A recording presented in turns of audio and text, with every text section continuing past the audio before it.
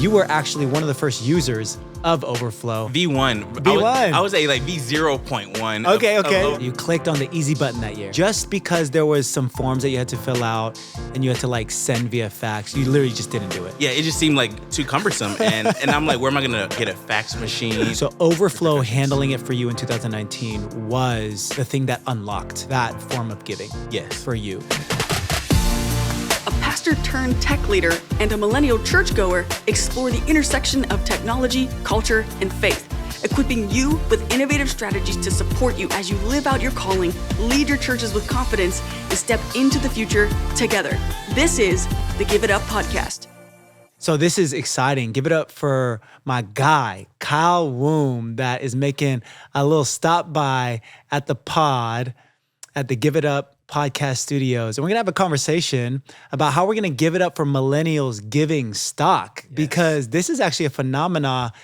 I would say maybe this is like saying too much, but maybe kind of change the trajectory of your life a little bit. Absolutely. Right? Because you're part of the founding team of Overflow. You're the VP of product and engineering. We're building product every day, inspiring the world to give. But really the origin story of this was just a few years ago when you were actually one of the first users of Overflow. Talk about that. Give us a little bit like quick rewind into your venture into tech, into Twilio, and then into this phenomena of giving stock to a local church. Yeah, absolutely. So, hey everyone, my name is Kyle. Happy to be here on the Give It Up podcast. Man, so my journey started, just a few years ago in 2015. I'm originally from Atlanta, and I had the opportunity to come out to the San Francisco Bay Area to intern at Twilio. Yep. And that was my first time being exposed to, the Silicon Valley tech company. Yep. And at the time, Twilio was a private company still, and it was just really cool to see. And so loved it, came back 2016, did a second internship, and that year they went public. Okay. So it was really cool to see that. I wish they gave interns stock. They didn't. Okay. But I was like, you know what? I have to come back another year to do that. Yeah. And so after I graduated, I moved out here to San Francisco Bay Area to work at Twilio full time. Right. Trying to get that bag. Trying to get the bag, exactly. And so, when I got my offer, part of my compensation, they gave me a base salary. But then the other component of my compensation was actually stock. Did you expect that it was going to come with stock? So I had heard about stock, and I know that people said, a lot of wealth, especially in the Valley, and is made through stock. But I didn't really understand it, if I'm being honest. Sure. And I didn't understand like the potential that it had and all the ways that I could use this stuff. Okay, so they gave you some sort of base salary, which you probably cared more about because Exactly. I need to pay rent, I gotta buy food, I'm trying to take my girlfriend out on a date, and that's cash money.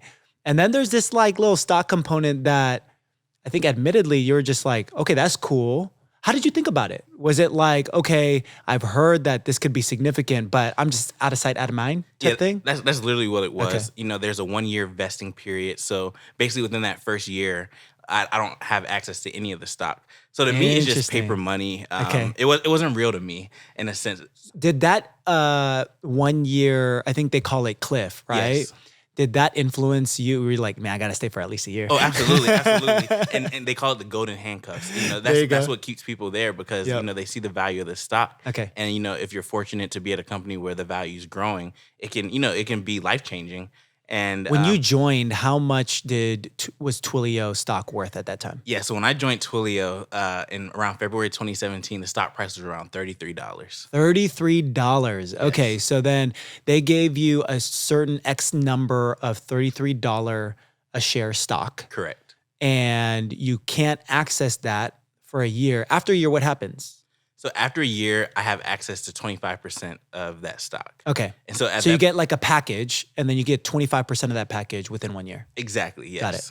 And then what do? What's your psychology? You just hold, or you sell it and put it in an ETF, or what do you do with that? So a lot of people have different opinions on this. And when I first started out, I wasn't really financially savvy. So I just asked a lot of people a lot of really dumb questions, if you want to call it that. And I'm just like, what would I do with it?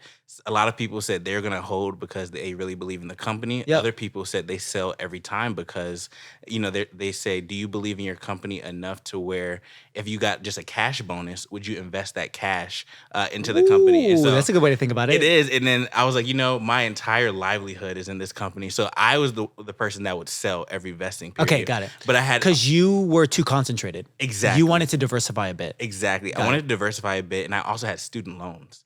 Got so it. after Okay. graduating college, I had student loans, and I was like, I could see this as a way to help me fast track that and pay down that debt. And so I used it for that. Oh, that's and awesome. I also used it as a diversification strategy. Are you all paid off with your loans? Oh yeah, those loans long gone. Come so I was able on. to pay it off. So a lot within of the stock vesting that was coming in, you were applying straight up and paying down chunks. Yes. Of your loan. Yes. Oh my goodness. And it was that's kind of cool. like, I was getting this extra money every quarter. So after that 1 year vesting period, the shares vest quarterly. Yep. Up to 4 years. And so it was kind of Got like I'm it. just getting this excess money every quarter. Okay. And, I had, I'm like, okay, I can, help family back at home. I can do all Yep. these different things. It was just like a tool to that financial freedom that I was looking for. So your tenure at Twilio, you always liquidated it and paid something off, or when you didn't, you reinvested Yes, exactly. into what? I use Wealthfront. Okay. And Wealthfront, for those that may not know, is a robo advisor. And so when you first sign up, they ask you some questions to understand your risk profile. I'm like a 10. I'm young. Put me in all the risky stuff. I want to be able to make this money. And so I would put the money into Wealthfront, and it would just automatically allocate those funds based on like my risk profile. Into ETFs, right? Exactly, into so ETFs. into diversified stock portfolios. Exactly. Essentially. And so risky might be maybe they give more exposure to tech Yep. over energy. Energy might be more stable but slow growing industries. Tech is more risky but high growth industries. So, but it's doing it all International for markets. you. Exactly. It's like out of sight, out of mind in that regard. Exactly. And then, over your tenure at Twilio, before you went into the super risky game of startups with me, talk to me about how that worked for you. Did Wealthfront, were you seeing gains? I was seeing gains. Okay. So Wealthfront, it was like really cool to just kind of go in. I mean, the market was also doing really well. Yeah. At the time, we were in a bull market, and so it was really cool to just see those gains. And it's just like a game where I just allocate the funds and just kind of watch it grow. That's so interesting. So you are seeing kind of these gains. Give us like an order of magnitude. What type of year over year percentage increase, like appreciated gains, were you seeing like on average? Yeah, I in know Wealthfront? 1 year. So I started around like 2018 Yep. using Wealthfront, and I would say in that first year I had like around like 10 or 11% year over year increase. Okay. And so like it was booming, and it was really cool to see. It tapered off like around like 2020. Sure. And that's what the pandemic started, and the economy, the stock market was going down, and so a lot of those gains. I still actually had like unrealized gains though. It's not like I lost everything Mhm. because I was essentially dollar cost averaging. So Yeah. every paycheck I would allocate some funds into that Wealthfront. So account. dollar cost averaging, for people that don't know, is essentially based on the principle that you're not trying to time the market. A lot of people are like, kind of like real estate. Yep. Buy low, sell high. Well, good luck trying to predict that. Yeah, exactly. You know what I mean? How do you know if it's low? How do you know if it's the bottom? Yeah. How do you know if it's high? How do you know if it's the peak? But dollar cost averaging risk mitigates that by setting some sort of cadence. So let's say you're going to buy into the S&P 500 $100 per week. Mm-hmm. No matter if the S&P 500 is peaking or at its lowest, you're going to average out on whatever the way the market grows over time because you're constantly injecting money into it on a consistent basis. Exactly. Right? And so you're dollar cost averaging and you're getting kind of an annualized return year over year of 10% plus, which, to put this in context, right? If you put your money in a savings account, just a regular savings account, you're getting minimal interest. Very like minimal. sub 1% for sure. Yes. Probably even sub 0.5%. Yep. Probably maybe 25 bips or I want something to say like that. Bank of America is 0.01%. Okay, so bad. Yeah, So really it's bad. like 10 bips, Yeah. right? Okay. So you're getting like, I don't know, I don't do public math, this is bad, but like, 100x that with just doing something as simple as robo investing getting a 10% annualized return. Even if you're doing something more sophisticated, like buying a treasury, in that time, interest rates weren't as high as it is today. Right. So even buying like a treasury, would only be like 2%, 3%. So being able to invest in the market, and things might be down now, but as long as you don't need access to those funds and it's truly a reserves account, a savings account to build wealth, all of a sudden across multiple years, I think the market across the last 50 years has proven to be able to, S&P 500 has proven to be able to get 10 to 12%. Yeah. If you keep it in It always for bounces long back. enough, it always bounces back. And this has compounding effect. Yes. Now, right? And so you're starting to see those gains. Is this a strategy that you still try to employ today? Absolutely. And I just thought about this quote. It's just saying, time in the market is better than timing the market. That's right. And so just like being in the market, you win that way. And then, you to the fact of, or to the point of compound interest, right? It's like they say that's the eighth wonder of the world, right? Yes. And so they say there's, 7 natural wonders of the world, but the eighth is compound interest. And those who understand it really benefit from it. Okay, so you have like kind of like maybe a rainy day type savings fund just for like emergencies. Yes. But you're trying to deploy anything else that you can save towards the market. Yep. That's your current millennial mindset. That's my strategy. Yes. Was it because you worked for a company that gave out equity for you to start thinking like this, or just generally have you been interested in finance in this way from other sources? I think that was part of it. Okay. Like growing up, I think I just knew like my parents didn't have like that financial savviness, and so I'm like, this is something that I want to be able to have, right? And so I read this book by Tony Robbins right before I started my full-time job at Twilio, and it's called Money Mastering the Game. Okay. And he just talks about a lot of this stuff like dollar cost averaging, and that was really my exposure into it. Yeah. And then I just looked up other resources, and a lot of it was just like self-taught or asking people kind of like the silly questions. Totally. So you're doing this because you're really looking for ways to get financial freedom. Yes. You want to uplift community. You want to uplift family. Outside of just those personal ambitions, we've talked a lot about wanting to live generously. Yes. Right? We are both believers in things like the tithe and things like that. At the time, we had met originally, if people don't know this story, through Vive San Francisco, a church that Kim and I planted back in, what was that, 2016? 2017. 2017, okay. And so that's kind of how we met. So you were part of that community. You were a giver in the community. And fast forward a few years later, I'm starting to incubate this idea because I kept meeting more and more people like you. I start incubating this idea around helping people more seamlessly consider giving stock directly to the church, whether it's for tithing or whether it's for offerings or whether it's for participating in a vision campaign. Talk me through that origin story, because that actually was like the gateway into you joining the Overflow team. Yeah, so visited Vive Easter 2017, and that was like my first exposure. I remember meeting you, and I just thought you were a regular person. I'm just a regular person. You just dap me up, and then I'm just like, oh, and then you go up on stage. You're like, hey, I'm Vance. This is my wife Kim, and we're the campus pastors of Vive San Francisco. I was like, oh, he's the pastor. And so okay. So side note, if you're a church leader, if you're a campus pastor, master the way you dap up your congregation. Okay, and also don't like introduce yourself as I'm the campus pastor, or I am like senior apostle of blah, blah, blah. Like that just not is a good look, right? Yeah. It's actually better if people relationally connect with you first. And then if later they realize you're a leader within the community, great. Obviously, if you are a leader in the community, it's going to be apparent in time. But okay, we had that interaction. Yeah, we had that interaction, and I really enjoyed the experience. And so I served on team, and every year Vive has a vision gala. And so I attended pretty much all of them around that time. Yeah. And during the vision gala, there's Pastor Adam talks about everything that the church has done, and then he shares the vision for the next year, and asking people to partner for the vision. And I noticed on the card there was like a stock option, or an opportunity to give stock. And firstly, I didn't even know that people could donate stock. Interesting. I only thought that with stock, you can only do two things: buy and sell. I didn't know that give was an option when it came to Wow. that. And so I'm like, okay, this is intriguing. And so I marked it just out of curiosity, just to see what would happen. And so then I received an email like a few days later from the finance team at Vive asking me about facilitating a stock transfer. And so this is I think around, that might have been me. yeah, exactly.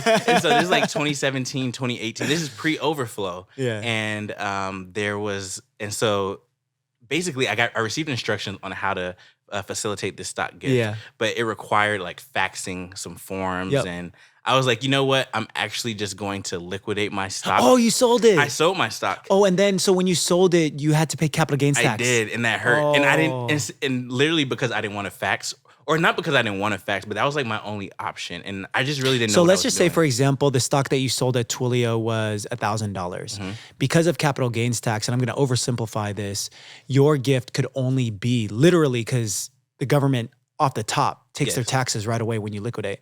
to Especially with cover. especially with these RSUs and the type of stock that you get, around $700 probably, Yes. based on your tax position. Yeah. So you could have given 1,000, right? And I'm making up numbers, but you could have given like something like 1,000, but you could only give that year 700 because you liquidated it. Yes. Oh, so interesting. And I didn't know this, and I wasn't really playing like the tax optimization Sure. game then. Too, I just wasn't educated Yeah. on the topic, and This so is stuff they don't want you to know. They Come on, don't, man. And so when you and I reconnected, and you were sharing about Overflow, I was like, wow, like one, understanding that I could have saved capital gains taxes, and then two, that like you all would have basically received the entire gift. And you would have been able to get a higher charitable tax deduction. Yes, exactly. Because if you only gave 700, you can only deduct 700. Exactly. But if you directly transfer the stock to the church, you would have gotten the tax deduction at the fair market value. Yes. Wow. And so around the 2019 Vision Gala, That's right. That's when I was like, okay, let me try this out. And so there was the V1. V1. I would say like V0.1. Okay. of Overflow, No shade, Kevin Lozano. No, we love you. No, it was great. No, that's not. It was a even- good version. No, it was a good version. And so that's where I had the opportunity to try it out. We were able to learn about a lot of the nuances, right? Yeah. Because like there's with employee stock, you have to keep in mind things like trading windows. And so, for example, if someone's working at a public company like Twilio and they want to give stock, they can only give within certain times of the year. So Yeah. that timing was also really important. Right. And so it was like a really cool opportunity. And I'm just like, wow. And just seeing us, where we live. And this isn't just like a thing in the Bay Area. This happens everywhere. But, just being here and like seeing everyone that works at, Meta, Google, all these companies out here in the Valley. And they may, their net worth they may have a high net worth, but they're illiquid. Right. And so, that may be their only way to give, right? Yeah. Because when you think about, and that was kind of like my situation where I'm like, okay, I have the cash in my bank account, but that's going to my rent. That's going to all my, financial obligations that I need. That goes to saving. But then, the stock, like I said, it was just kind of like play money in a sense. House money. Exactly. It was house money. And I'm like, okay, if I can donate this, but also, so I can be generous, but there's also like that secondary tax advantage. Yeah. I was like, it's a no-brainer for me. There you And go. so that's when I used the platform and I was just like, wow. And So you clicked on the easy button that year. I clicked the easy So button. literally, just because there was some forms that you had to fill out and you had to like send via fax, you literally just didn't do it. Yeah, it just seemed like too cumbersome, and I'm like, where am I gonna get a fax machine? And I know there's like online tools, but it just seemed like too much, and I was ignorant to the tax. So Overflow repercussions. handling it for you in 2019 was the thing that unlocked that form of giving Yes, for you. And if you weren't able to give stock, you either would have had to liquidate it and then give less and take a tax hit. Yep. Or probably give just less yes, in general if you were going to give from your checking account. exactly, Practically. exactly, Right. And obviously the rest is history. Some of you that know this story, Kyle then was so impressed by 0.1 version that he decided to join the Overflow team. And we've been building together for a few years now. And it's been fantastic because since then we had pretty much zero point 0.1 customers. And now we serve over 400 customers, some of the best churches in the world, but also nonprofits. Yes. American Cancer Society. We got Golden State Warriors Foundation, Meals on Wheels, some of the most amazing YMCA, some of the most amazing organizations on the planet. Talk to us, we're talking a lot about the way you think as a millennial about money, the way that you've saved, the way that you've even had the perspective around your stock grants and things like that. You're obviously not alone in this. There are at least hundreds of thousands, if not approaching millions of people, literally just like you, that get paid like you, or have gotten paid like you, and manage money similar to you. Not everybody like you, though, gives. Obviously, a big portion of your giving is your conviction around religious giving. Talk to us about that.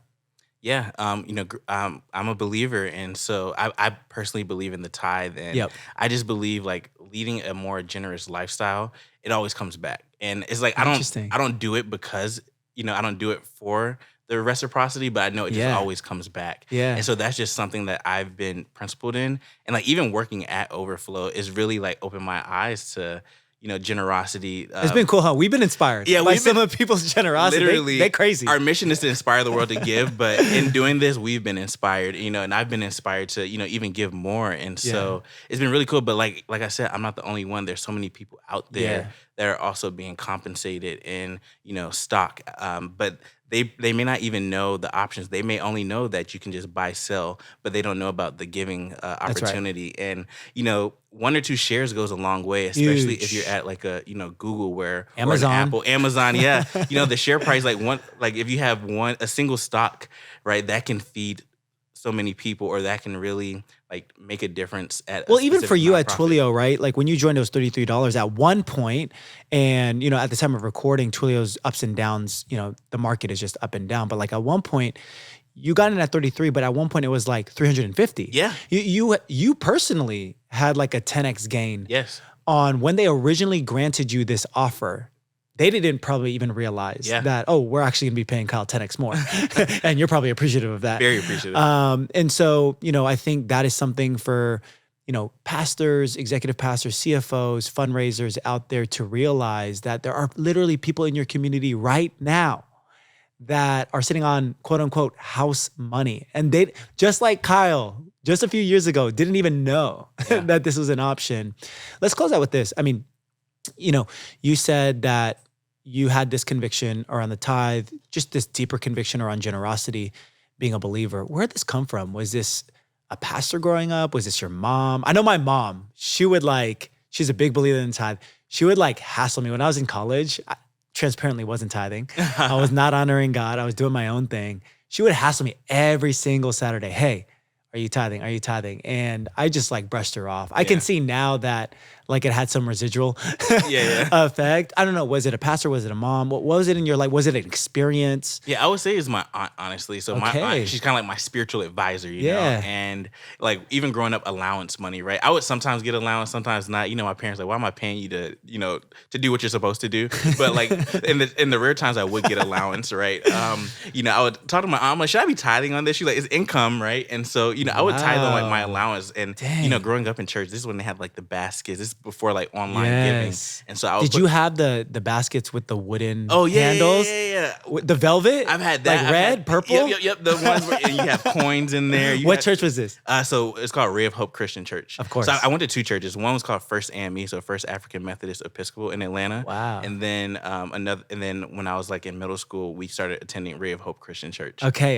Yep. All right. So you would give even off your allowance. Off my allowance. And so this is something. So then when I actually started making real money, so I used to tithe. So this is where I kind of had to make a decision, right? It's do I tithe on gross or net? There's that age-old debate. Hey, let's talk about it. And so I used to tithe on net, right? And I'm like, wow. And so I would say when I get my tax return back, if I get anything, then I would tithe off of that. But then I was like, you know what? God's been too good. And I think it's just kind of making that sacrifice and, giving gross is just paid off dividends. Oh, that's interesting. So you didn't even get into a super deep philosophical debate on the technicality of it. Basically, the tie break for you was if it was this versus that, might as well just be more generous. Exactly. And, I had conversations with like friends about this, and it's just kind of like, it's already his, and none of it was my money. Hey, that's a big decision in California. It is. Me and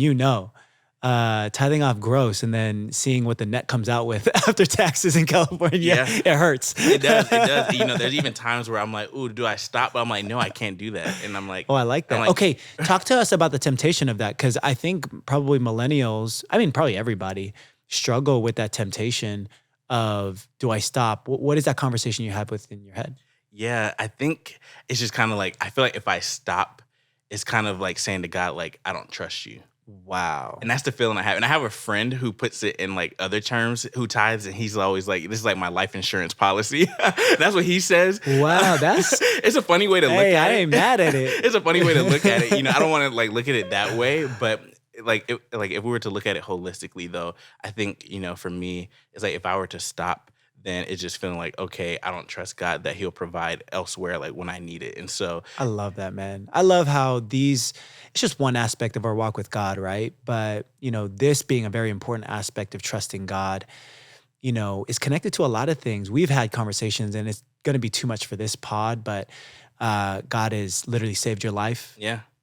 Through like a crazy event, I think in San Francisco. Yeah, shooting. God has showed up in our lives through our company, right? We've gotten funding rounds we probably shouldn't have gotten at back in the day. And, we've been entrusted with customers that have been like miracles, and that has produced momentum into becoming the company that we now are, being entrusted by hundreds and hundreds. And by the end of this year, probably thousands of organizations. And so that's really cool how just this component within your life of giving is so connected now, so integrated, it's so integrated into a lot of things that you're doing. And time again, I just see the fruit of it too. Yeah. So, give it up for millennials giving stock, but just give it up for this generation, millennials that have the conviction of the tithe. And I know you might be a pastor or a church leader, and you might be timid about teaching on the tithe, teaching on generosity, teaching on giving, but I'm sitting across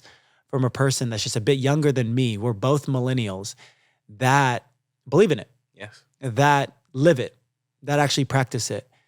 If I can do it, if Kyle can do it, if we can have an authentic conversation of it being powerful in our life, just imagine how many more people in your congregation, your community, your church, your donor base are hungry for having somebody challenge them in their life in this area. And just watch. If this first principle is working for us, I imagine that it can work for so many more people in your community. So that's the episode for today. Thanks for coming on, man. Thanks for having me. Happy to be here. So good.